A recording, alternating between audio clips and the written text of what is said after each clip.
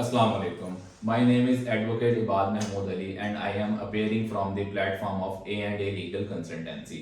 आज का हमारा हॉट टॉपिक है, बहुत ही इंपॉर्टेंट टॉपिक है, लेकिन एक आम टॉपिक है जो कि हर बंदे की जुबान पे होता है कि फाइलर, नॉन फाइलर और लेट फाइलर, एक्टिव फाइलर आपने अक्सर सुना होगा। तो आज हम सबसे पहले बात करेंगे कि ये filer, active filer, non filer और लेट फाइलर कौन लोग हैं, क्या होते हैं और इसको किस तरह से एक्टिव किया जाता है।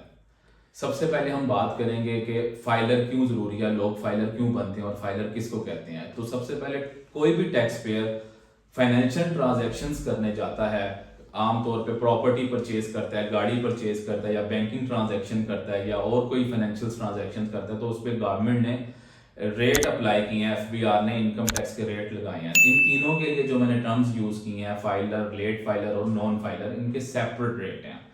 तो फाइलर के लिए सबसे रिड्यूस रेट है, सबसे मिनिमम रेट है, और जो लेट फाइलर है उसके लिए एक मिडल रेट रखा है।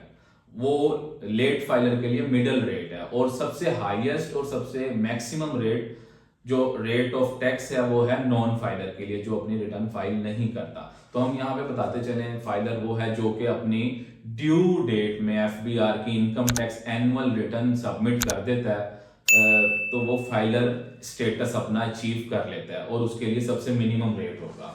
इसके बरक्स जब एक बंदा टैक्स पेयर है, अपनी रिटर्न सबमिट करता है पर वो ड्यू डेट के अंदर अपनी रिटर्न सबमिट नहीं करता, तो क्या होता है, तो उसका स्टेटस लेट फाइलर आ जाता है, क्योंकि उसने लेट रिटर्न अपना सबमिट किया है। लेट फाइलर के लिए मिडल जो टैक्स का रेट है वो एफबीआर ने मेंशन किया। ये सारे rates respective of property value और इनके रिस्पेक्टिव रेट्स इस आपको स्क्रीनशॉट में भी नजर आ जाएंगे कि किसका कितने परसेंट है, फाइलर का, नॉन फाइलर का, सेल और परचेज पे कितने कितने परसेंट टैक्स है। अच्छा, अब हम बात करते हैं नॉन फाइलर। कोई भी टैक्स पेयर रजिस्टर्ड है या नहीं रजिस्टर्ड, अपनी रिटर्न फाइल नहीं करता, एफबीआर के साथ अगर रजिस्टर्ड है तो अपनी रिटर्न फाइल नहीं करता, और अगर एफबीआर के रजिस्टर्ड नहीं है तब भी, इन दोनों केसेस में उसका स्टेटस नॉन फाइलर आएगा, और उसके ऊपर सबसे मैक्सिमम रेट जो है एप्लीकेबल होगा, सबसे हाई रेट उसको लगेगा। तो ये तीनों टर्म्स थी, फाइलर, लेट फाइलर और नॉन फाइलर के लिए, जो हम यूज करते हैं। और इसके रिस्पेक्टिवली जो है टैक्स पेएबल बनता है, टैक्स का रेट चार्ज होता है, और उसके रिस्पेक्टिवली लोग देखते हैं कि हमें इतना एक्सपेंस आउट हो रहा है, हमें इतना जो है नुकसान हो रहा है। तो इस अपने नुकसान को बचाने के लिए, अपना एक्सपेंस को कम करने के लिए, टैक्स की पेमेंट कम करने के लिए, उसकी परसेंटेज कम एंजॉय करने के लिए लोग फाइलर स्टेटस हासिल करते हैं, जो कि आप किसी भी प्रोफेशनल कंसल्टेंट से राब्ता करके कर सकते हैं। नेक्स्ट टॉपिक हमारा यह है कि फाइलर कैसे बना जाता है और फाइलर बनने के लिए किन किन चीजों की जरूरत है। तो सबसे पहले हम सीधे से स्टेप हैं, बहुत ही आसान है, कॉमन लैंग्वेज में आपको बता देता हूँ। फाइलर बनने के लिए सबसे पहले तीन स्टेप्स की जरूरत है। सबसे पहले हमने देखना है कि आप जो फाइलिंग रिटर्न कर रहे हैं वो ड्यू डेट के अंदर होनी चाहिए। सबसे पहली चीज ये है कि आप जो इनकम टैक्स की लेटेस्ट टैक्स ईयर की रिटर्न फाइल कर रहे हैं वो विद इन ड्यू डेट होनी चाहिए। टैक्स रिटर्न की ड्यू डेट्स क्या है वो भी मैं आपको इस स्क्रीनशॉट में बता दूंगा, ठीक है। उसमें मेंशन होंगी कि किस स्टेटस की, इंडिविजुअल की ड्यू डेट क्या है, कंपनीज की क्या है, और एक एओपी की, एसोसिएशन ऑफ पर्सन की ड्यू डेट क्या है। अगर तो ड्यू डेट के अंदर आप रिटर्न फाइल कर देते हैं तो आप फाइलर स्टेटस हासिल करेंगे। अच्छा, हम यहाँ पे डिस्कस कर रहे थे कि फाइलर स्टेटस कैसे हासिल किया जाता है। उसके तीन स्टेप हैं। सबसे पहला है कि आपने एफबीआर के साथ रजिस्टर्ड होना है, अपनी प्रोफाइल बनानी है, लॉगिन आईडी पासवर्ड आपने हासिल करना है। सबसे पहला स्टेप हम अचीव कर लेते हैं रजिस्ट्रेशन के प्रोसेस से, जो कि एफबीआर आईरस पोर्टल पे रजिस्ट्रेशन की जाती है। सेकंड स्टेप है, हमने जिस एंटिटी का, जिस टैक्स पेयर का स्टेटस फाइलर एक्टिव करना है उसका हमने चालान जमा करवाना है। 1000 का इंडिविजुअल्स के लिए चालान है, वो हम जमा करवाते हैं उस सूरत में जब हम रिटर्न लेट फाइल कर रहे हो, और अगर ड्यू डेट के अंदर है तो फिर कोई चालान पेंडिंग नहीं है, कोई चालान आपको पे करने की जरूरत नहीं है। Without paying any challan, late surcharge का challan, ATL active tax payer list का चालान, पे किए बगैर ही आप फाइलर स्टेटस हासिल कर देते हैं। लेकिन ये तब मुमकिन है जब आप ड्यू डेट के अंदर ड्यू डेट से पहले अपनी रिटर्न फाइल कर रहे हैं, और अगर ड्यू डेट के बाद कर रहे हैं तो आपको चालान जमा करवाना पड़ेगा। थर्ड और लास्ट स्टेप ये है कि आपने income tax return, respective last tax year की इनकम टैक्स रिटर्न और वेल्थ स्टेटमेंट आपने सबमिट करनी है। ये तीनों स्टेप कंप्लीट करने के बाद आप अपना स्टेटस हासिल कर सकते हैं। अब हम यहाँ पे बात कर लेते हैं थर्ड और लास्ट अपने स्टेप की, कि ये एक्टिव फाइलर या रिटर्न फाइल करने के लिए, वेल्थ स्टेटमेंट करने के लिए या फाइलर बनने के लिए किन किन डॉक्यूमेंट्स की, किन किन चीजों की जरूरत है, किन चीजों से ये बना जा सकता है।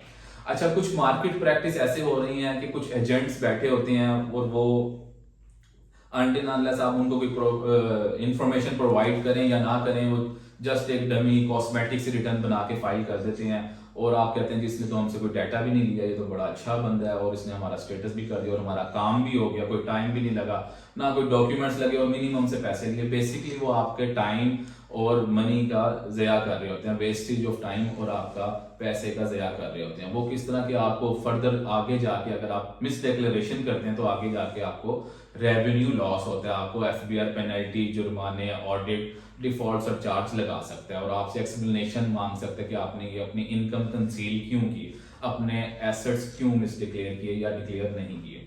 अच्छा, अब हम बात करते हैं कि फाइलर के लिए किन किन चीजों की जरूरत है। सबसे पहली चीज ये है, हमने 4 चीजों को मद्देनजर रखना है। फाइलर बनने के लिए 4 चीजों की जरूरत है। एफबीआर पे रिटर्न फाइल करने के लिए, वेल्थ स्टेटमेंट फाइल करने के लिए, एक्टिव स्टेटस हासिल करने के लिए हमें 4 चीजों की जरूरत है। सबसे पहले हमने रिस्पेक्टिव टैक्स ईयर के अपने पूरे साल के 12 माह के एक्सपेंसेस की कैलकुलेशन लेनी है, बिजनेस एक्सपेंसेस और पर्सनल एक्सपेंसेस। उसके बाद हमने अपनी इनकम कैलकुलेट करनी है कि पूरे साल में हमारी सोर्स ऑफ इनकम क्या है और वो कितनी है, और उसके डॉक्यूमेंट्री एविडेंस और सपोर्टिंग क्या है।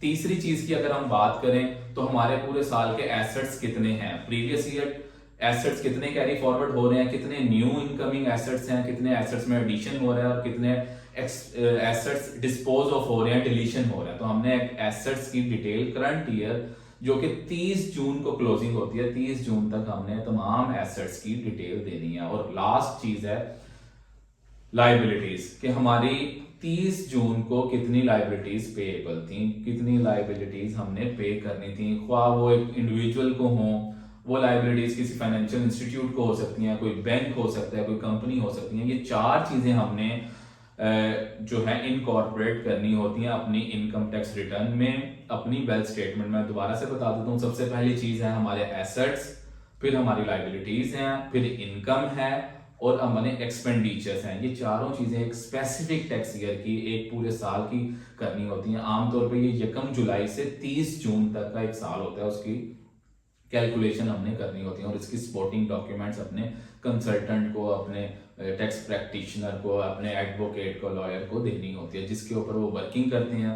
वर्किंग करने के बाद एक फाइनल ड्राफ्ट आपके साथ शेयर करते हैं और आपकी एक टैक्स लाइबिलिटी अगर बनती है वो बनाते हैं। आपकी एक एक्चुअल और फैक्चुअल सिचुएशन सामने आ जाती है कि आपके कितने इनकम है एज पर डॉक्यूमेंट्स, आपके कितने एक्सपेंसेस हैं, आपके कितने एसेट्स हैं और लाइबिलिटीज हैं।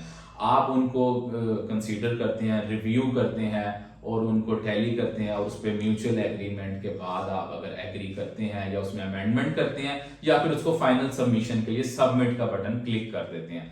सबमिशन के बाद आप अपना स्टेटस कुछ देर बाद, तकरीबन इसमें 24 से 48 घंटे लगते हैं, तो आपका स्टेटस एक्टिव हो जाता है, रिस्पेक्टिव कि आप ड्यू डेट के अंदर फाइल कर रहे हैं, ड्यू डेट के बाद फाइल कर रहे हैं। तो ये पूरा एक मुकम्मल प्रोसीजर था जो कि आम लोग पूछते हैं कि जी ये क्या होता है, कैसे होता है, कौन करता है, इसका क्या खर्चा आता है, इसमें क्या चीज़ें देनी होती हैं, कितने का चालान होता है। तो मैंने कोशिश की है इस वीडियो में आपको पूरा एलेबोरेट और एक्सप्लेन करने की। अगर कोई चीज़ रह गई हो या कोई चीज़ इसमें पूछनी हो तो आप कमेंट सेक्शन में कमेंट करके पूछ सकते हैं। जज़ाकल्लाह।